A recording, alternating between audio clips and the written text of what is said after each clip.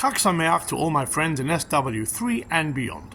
Shavuot, the time we commemorate the excellent revelation in Mount Sinai where God gave us the Ten Commandments, the actual basis and foundation of the entire Torah and all its commandments.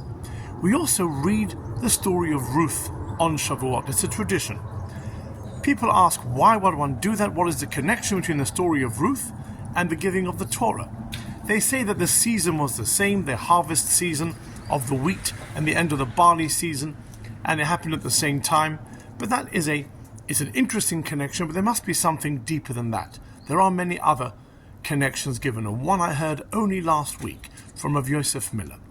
There is a tractate in the Talmud called Yevamot, where one of the rabbis in one of the pages gives every single thing that Ruth says to Naomi before she joins her back to Israel as a connection to Jewish law. She says, where you live, I will live. In other words, you, the Jewish people, take very great care of being in a room with someone else inappropriately. I will do the same. She says, where you go, I will go. That is the connection of carrying on Shabbat, the Tchum Shabbat, the border of Shabbos. Wherever you are restricted to go, I will restrict myself. Your people are my people. In other words, it's a acceptance of your people's Torah. Your God is my God, an acceptance of no idol worship.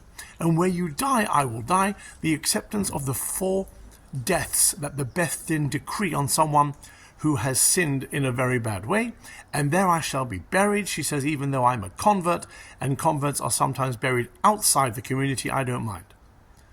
So the question is, she tells Naomi that if the Beth Din decree you the 4 bad deaths, I'll have them as well.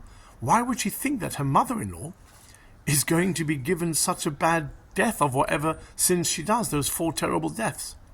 The answer is no. She's saying, I understand that Judaism is good stuff, has restrictions, and there's bad stuff too, and I take on everything. I don't just take on what I like. Oh, I like Shabbos, I like cheesecake on Shavuot. No. Even if, God forbid, I have done something wrong, I accept that there are 4 ways to being put to death back in the day.